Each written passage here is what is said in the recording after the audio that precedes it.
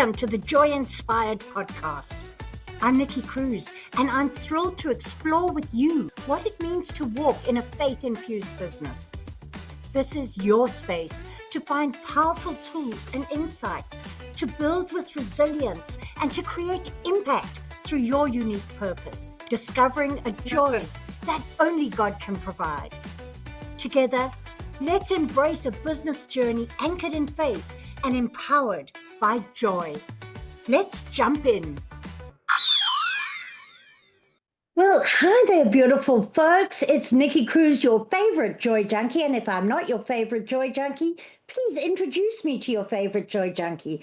We're here again for another episode of the Joy Inspired podcast, where faith meets purpose and joy fuels resilience. Because, as I so often say, the joy is not what you get at the end of the journey. It's what sustains you. It's what gives you the strength to get through the journey. And God has given us this incredible joy.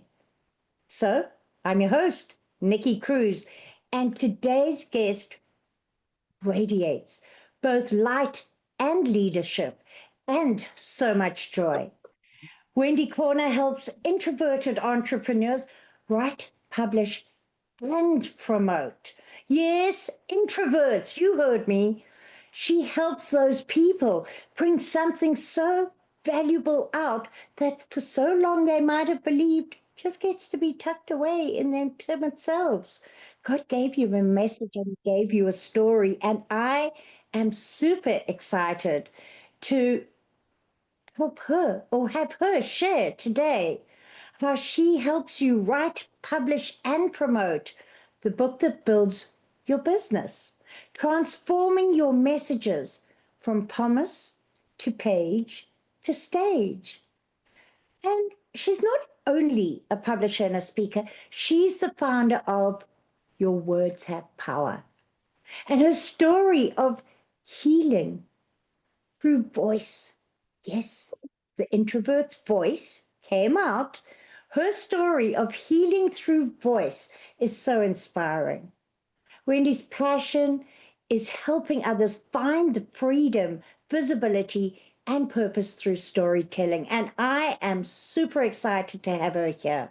Wendy, welcome to the Joy Inspired podcast. Thank you so much, Nikki. It is absolutely an honor to be interviewed by you on your podcast because joy, yes, it's where we're going, isn't it? Has to be. It definitely. I believe that joy is the strength that gets us there. And your business empowers introverts to own their message and shine. And that's where people find joy. But what first inspired you to step into that space? Okay, well, we're going to go back in history. This is something that I've shared with on my socials this very week as we're recording it. I appreciate this is not going out this week. I had an experience when I was 2. A little 2-year-old decided that it would be fun to take the bones away from the dog because the dogs weren't taking any notice of me. So my finger became the bone. Now, back in the 60s, parents were not allowed to stay in hospital with their children. So when I needed surgery on this finger, let's just say it got infected. You don't want to go into the details. I didn't remember this because I put this away for safekeeping. My earliest memory, which surfaced over 50 years later, was of double doors closing with this little 2-year-old on one side, yelling and screaming, "Mommy!" And she didn't come. She wasn't allowed to come.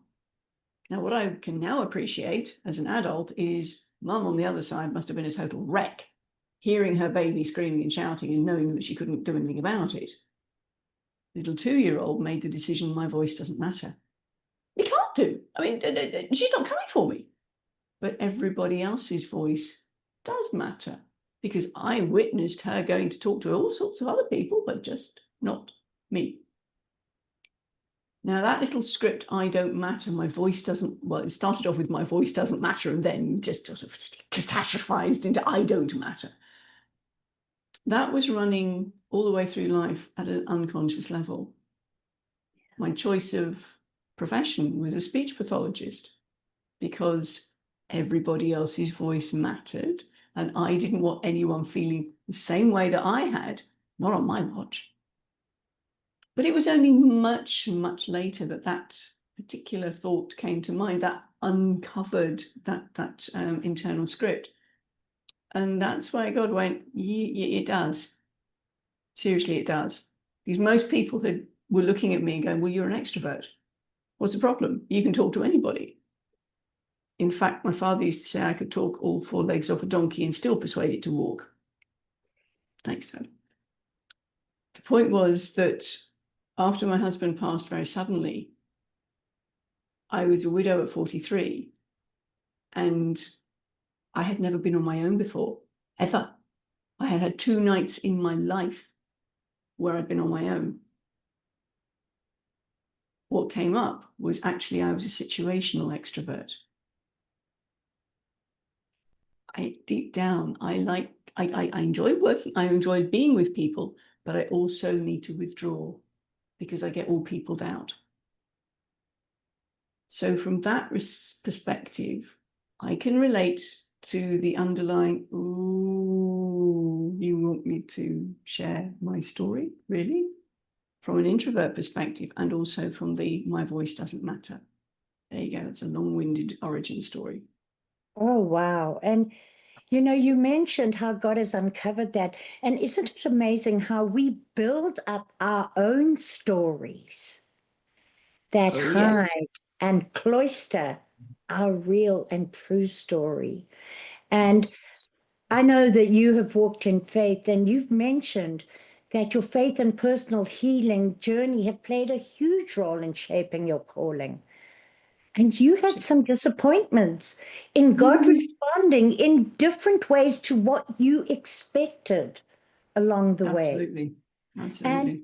as a faith-centered entrepreneur, and at that stage, I don't think you were an entrepreneur yet, but No, I as a wasn't. faith-centered woman, can you share how God guided you through the process that has led you to now letting go Oh, and living lighter?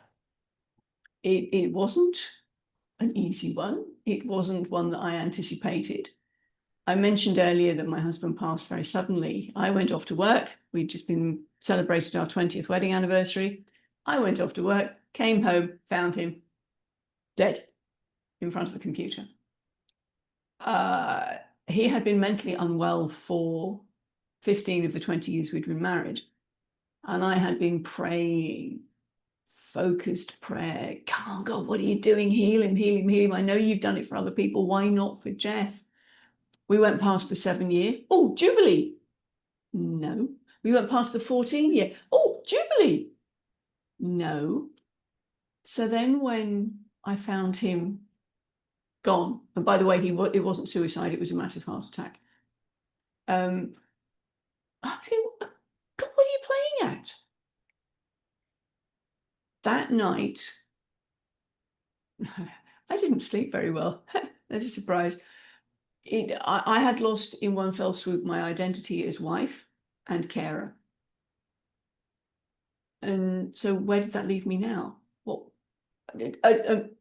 you can imagine the ruminations, the ideas going around in my head, what on earth was going on? Yeah. And as I lay in my bed, Jeremiah 29:11 came to me. I've got plans to prosper you, give you a future, give you a hope. And then underneath that was, Jeff wasn't coming along for the ride. He was determined that he wasn't going to get better. So God was saying, I took him home. You've still got life in you. And the phrase that came to mind for me was that he was sucking the life out of me. So the healing that I'd been praying for was mine after Jeff left. Yes. There was Oh, also some survivor guilt in there, going, why am I special rather than him? No, he's at peace now. His mind was all over the place. yeah. But his healing didn't come the way I thought it was going to. And I've had a few conversations with God about, what are you playing at? Like when I got sacked from my job as a speech pathologist, there was another identity suddenly gone. Now what? Well, now you're going to help people get their message out to the world. Yeah. And it's so true, Wendy, that, as you say, God had the plan, and He is sovereign. And when we recognize that, it doesn't mean we can't say to Him, hey, what's going on here? But it Yes. does mean we get to follow and trust that He has our best at heart. And it's in that moment when we say, God, I'm going to find peace in knowing you are in control, that you have a plan. That's where the joy comes in. That's Yeah. how you have joy in all circumstances. Because, folks, Yeah. I'm sure you'll agree with me. I doubt Wendy was sitting there going, oh, what a joyful day, on of those occasions. But we say it over and over again. Joy isn't about bubbling and jumping up and down and having this big grin on your face. Joy is that deep seated knowing that God's got your back, knowing that His promises are true and that they are for you. And for some Yes. reason, I just feel that there's someone listening to this that really needs to hear that right now. God's promises are for you. They may not look the way you expect them to look, you know, but Mm-hmm. they are true and they are true for you. And it's not like that little 2-year-old girl saying everybody else's voice matters and mine doesn't. You matter to God. I really feel like God is calling this out to someone. Yes. So you do matter. And you know what? All of those situations God has used in Wendy's life as she stepped up and surrendered those circumstances to Him, because boy, that was quite some surrender. Okay, God, I'm going to trust you, even though I don't think you did the right thing here. We forget who's God and who's the people sometimes.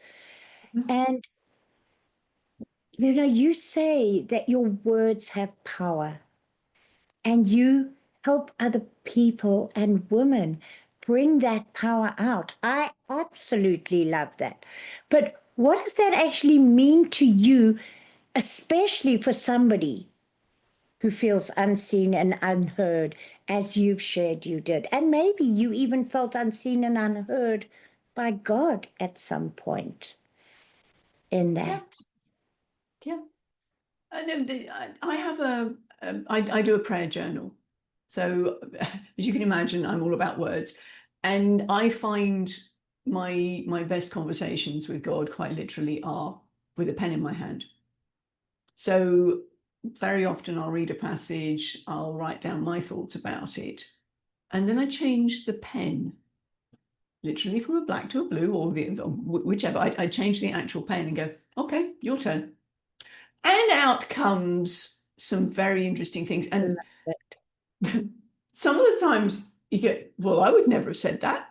So I know it's not my words. And I have to tell you, ladies and gentlemen, God's got a phenomenal sense of humor. Some of the things that come out are going, oh, I like that. You go, yeah, you did, didn't you? You had a bit of a chuckle there. So this conversation goes on, and you were mentioning about surrender. There have been a number of occasions in life where I have said, I will do this, but I won't do that. And God's gone, really? And I'll give you a quick example on that one. When I was finishing university, where was I going to look for a job? Now, this is back in '88. And I was studying in London, and I hated it. I had grown up in rural villages all my life, and suddenly I'm landing in the city of London. And I don't just mean the environs, I mean actually in the city, because I went to City University. And within the first week, I had a major chest infection because of the pollution. I was Yeah. not used to this. So when it came to where was I going to look for a job, I'll work anywhere you want, Lord, except for London. Lee. I had so many job applications in, and only one of them offered me one in Welsh Wales, where they were all speaking Welsh. And I went, oh, and it took me 8 hours to get back to my parents. I'm going, no, no, no, no, no, no, no. Once I put in an application for a job in London, guess what? I got my next application not in London. And God's going, let's not do the white flag next time, hey? Not last minute surrender. Let's do it early on in the piece, shall we? Oh, I love that story because it is so true. You know, we start dictating to the master, and but yeah, he knows those plans. He's laid them out, and he loves to honor what we want, but he knows what's best for us. You know, Yes. it's like a little 2-year-old who wants candy before dinner, you know. Yes, you Mhm. would love to give them candy before dinner, but you know what that's going to do for them. So Exactly. we forget that our Papa God is like that. We often, you know, think we get to negotiate. And yeah, we get to, but it doesn't work out very well at the end of the day. And No, indeed. everything you went through and everything that you chose to step into God with led you to this place of letting go and living lighter. Absolutely. And Absolutely. this is, I met you, I think, well, at the beginning of this letting go and living lighter journey of publishing. And because let me tell you, every Yeah. time I speak to Wendy, you have to try and figure out what country she's in, what time zone Where in the she's world in. is Wendy? Yes. Yes. It's been a beautiful journey, totally different to what it was before. As Oh, you've as you've stepped into that surrender, tell us yeah. about your letting go and living lighter. Well, I'd been the first book in the series was around letting go of the stuff. I was born into a family of hoarders. I married into a family of hoarders. I lost father-in-law, mother-in-law, brother-in-law, and husband in the space of 10 years. So all of their stuff ended up in what was then my house. And then God was going, yeah, look how you start. You're going to Australia. I am. So I then had 3 houses to reduce down to, in effect, 30 medium-sized boxes. That was fun. By hoarding, let me give you an example of that. My father-in-law had tax returns back to 1965. Just saying, there was a lot to go through. So once we got that down, and I didn't take any furniture with me because, well, hello, I'm going to Australia. I can pick up secondhand stuff. Not a problem. So the most important things to me went in the container.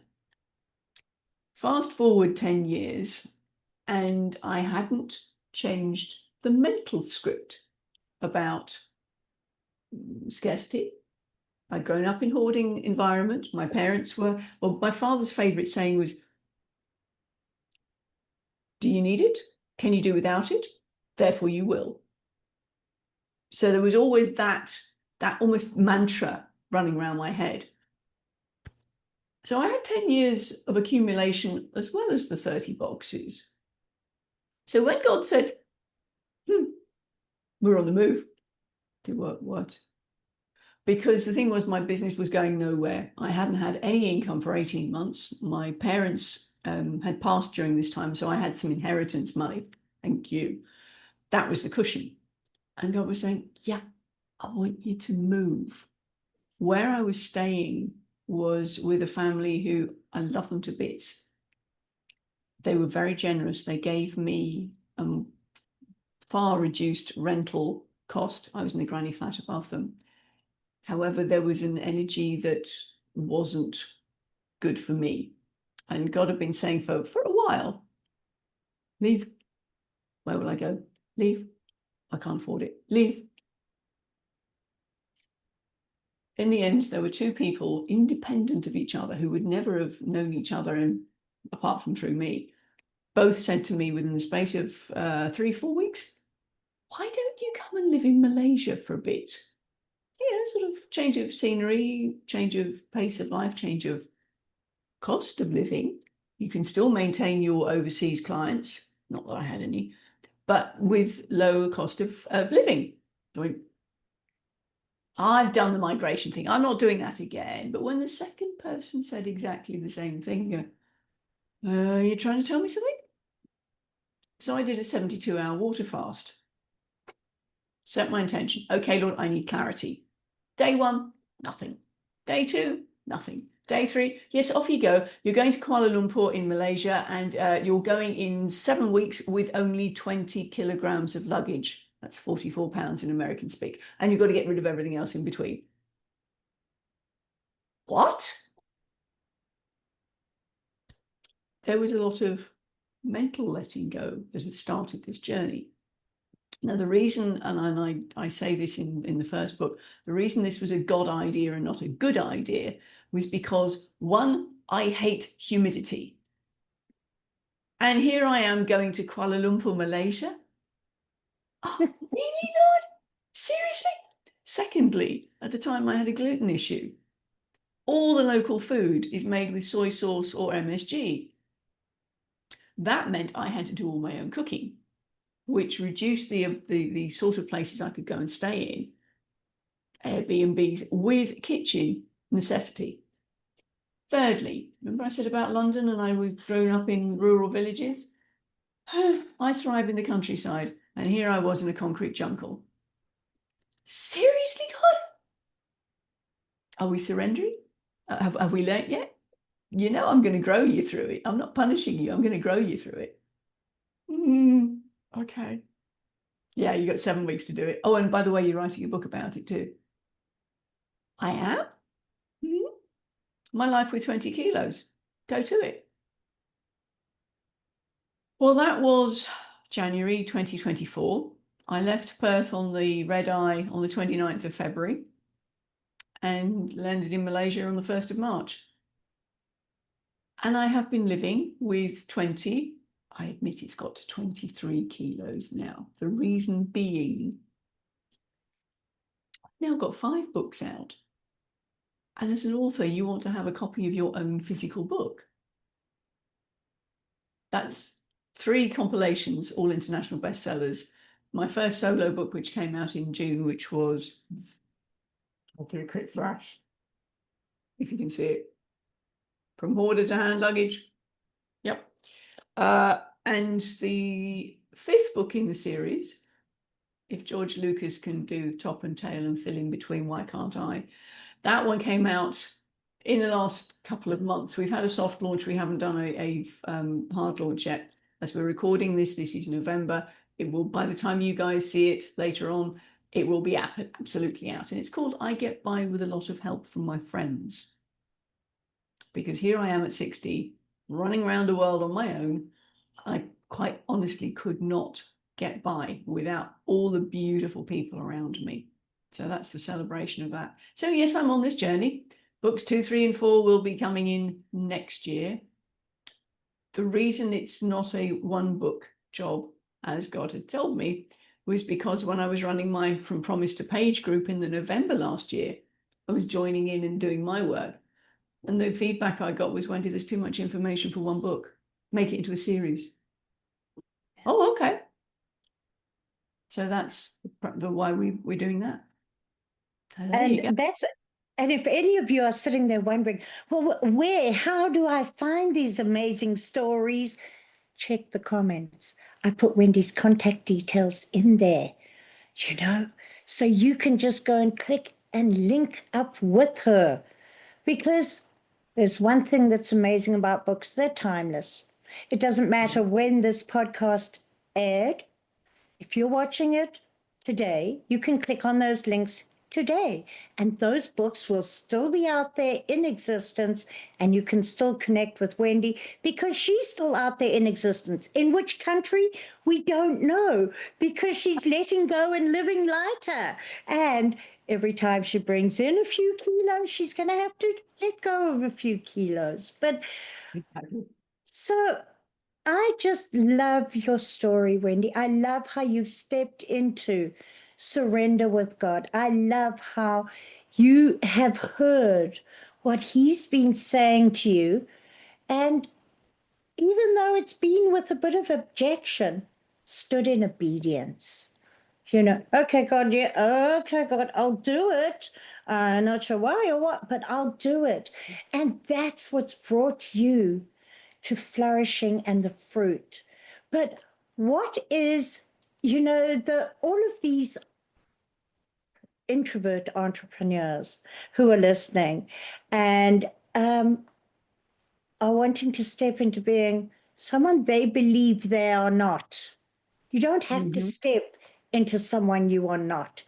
You just have to speak out who you are. Please don't confuse that. But Mm. I would love for you to give our viewers one mindset shift or simple action that helps people step forward with more courage. Okay.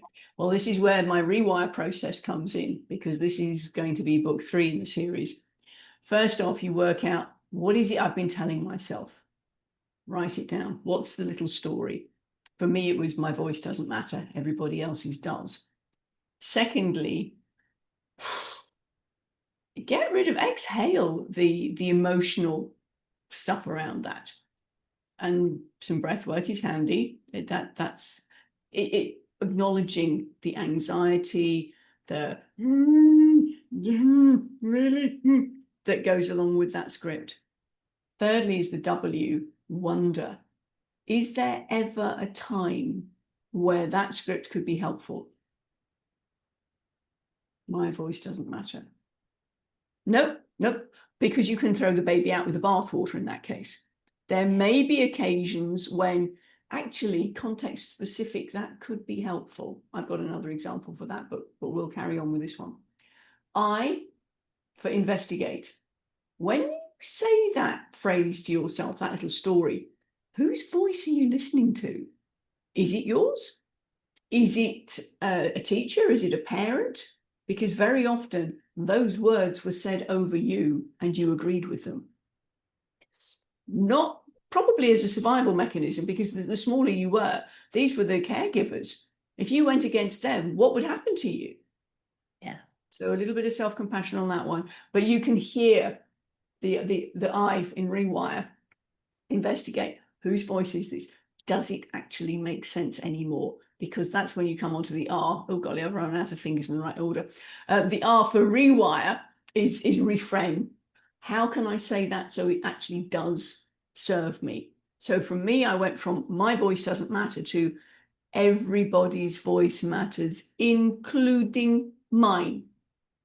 Yeah. So there was only a subtle shift in the original, but oh boy, was it magnified when I said it out loud over and over and over again, because those thought patterns have been neural pathways within your brain. Think about the Grand Canyon. It's taken a long time to get deeply in like that. Mine didn't uncover for over 50 years. So you can imagine the number of times that was repeated. The last E is embrace. Embrace your new mental script. Say it over and over again. Have it written down. Because the thing is, I said that was a deep neural groove. Oh, you're going to go into that default one? No. I am saying over me what God says about me, Yes. not what I say about me. My voice matters. Yeah. I trust that helps. It does. It does. So make sure you take a note of that, folks, because there is so much power in it. And we always get to look at how does what I'm thinking, saying, and doing align with God's word, align with the Father heart of God. And, we often will stop there and go, okay, God, as Wendy did, this doesn't make sense. How on earth am I going to get rid of all this stuff? You know what? We get to step out in the joy of faith and act in obedience. Act on the what. Let God worry about the how. Just Yes. like Wendy said, you know, there were two people who suggested what was to change. But she might have sat there and gone, but don't have the plane ticket. I don't have the. Let God worry about the how. As soon as you Exactly. start trying to create the how, and that's why God often only shows us one step at a time, is because otherwise Mhm. we take control and we start steering Yep. instead of standing in faith and let God opening the next door. We start opening doors that are going to take us in the wrong direction. So, Yes. Wendy, I am going to ask you one final question. In fact, it's not the Mhm. final question, but has there been a time when you have chosen very clearly purpose over pressure? And I think we've heard of a couple already, but purpose in particular. And give us an example so our listeners can relate. Purpose over Pressure. pressure. That's a good one. The me do it. Don't forget, this was a little 2-year-old who had the abandonment experience. There are plenty of examples in my life where the belligerent little 2-year-old has gone, me do it. And God's gone, really? How did that work last time? And again, the little 2-year-old has had a little grump. The pressure to do, and organize things myself has been very real, and it still is, I'll be honest, because whilst I'm running around the world writing and supporting some authors through, we had a great success in publishing one of our authors this last week. There's still, I have those mindset things coming back again about the lack, and God saying, it's also about your time. How many years have I been talking to you about taking rest? Mm-hmm. As a child, my father used to liken me to the ever-ready bunny, or the Duracell bunny. Now, this was long before the little bunny. Do you remember the advert with the toy bunny that was drumming and drumming and drumming, and they compared different batteries? As a child, even as a toddler, I would push myself to do until I just was exhausted. I'd go and sleep for 24 hours. So whether it's a FOMO thing, and again, how many 2-year-olds do you know who fight and fight going to bed?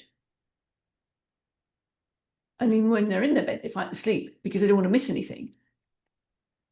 And God's really challenging me, and still has to challenge me regularly, going, stop, rest.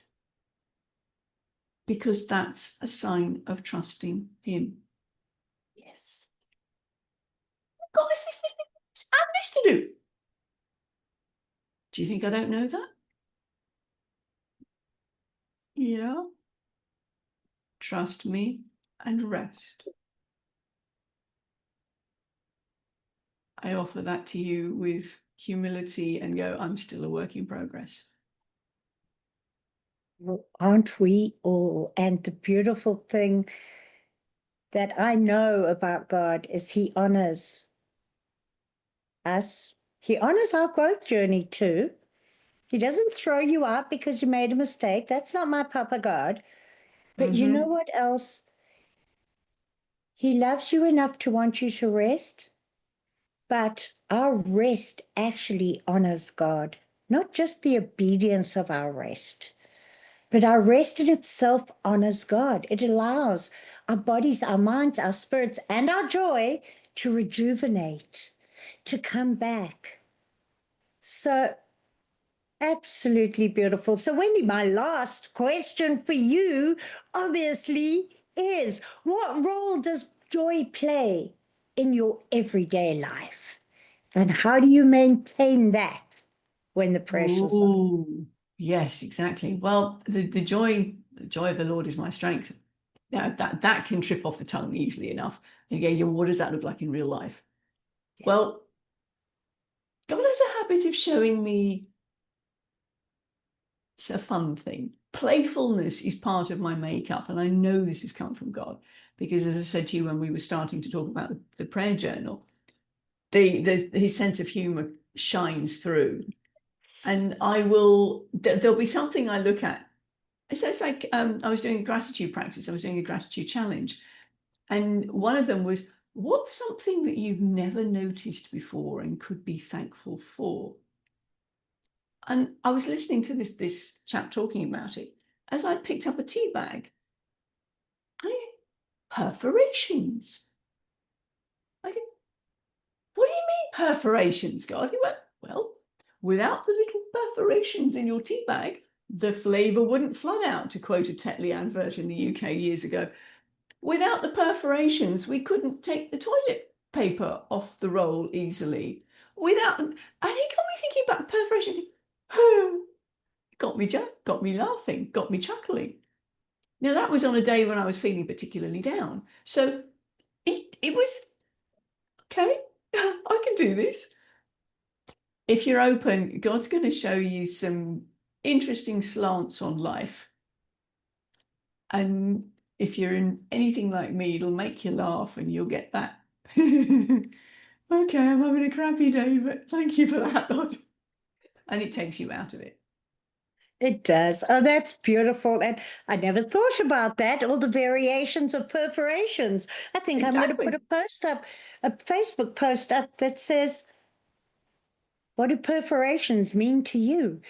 All righty, folks. So Wendy, thank you so much for being here, for sharing your journey, sharing your heart and wisdom with us and your story. And your story certainly reminds us that when we find peace in God's timing, when we find peace in our surrender to God and give Him the control, we make space for miracles. We make space for our voice to come out. We make space to impact the world with who we are. And our voices do become a vessel for healing, not just for ourselves, but for those around us. So you can connect with Wendy at yourwordshavepower.com or click on the link in the description below. And I'm just going to pick you up on that. Yourwordshavepower.com is not my website. Okay. Okay. It's ywhp.events. Okay, you can connect with Wendy at that address. Check the show notes, guys. Check the show notes. We'll make sure it's absolutely clear there. And just remember that your stories matter. And you know what? The person next to you, that quiet friend of yours, their stories matter too. So be sure to be listening to their voice and not be so worried about you not being heard that you forget to hear them.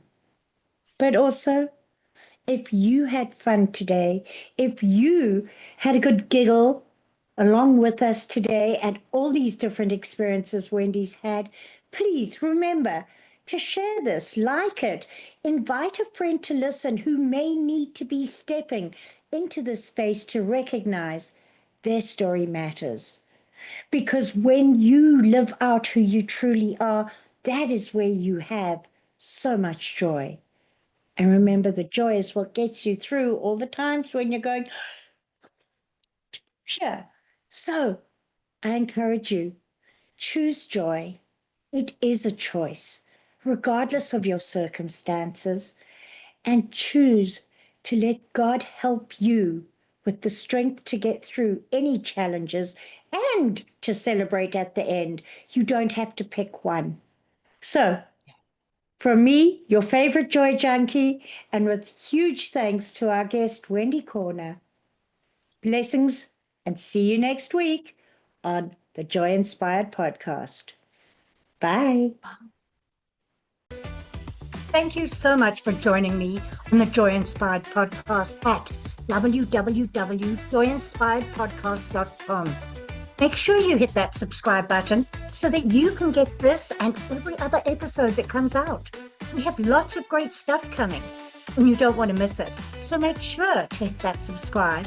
I am so grateful for all the reviews and comments, and I look forward to serving you in next week's episode.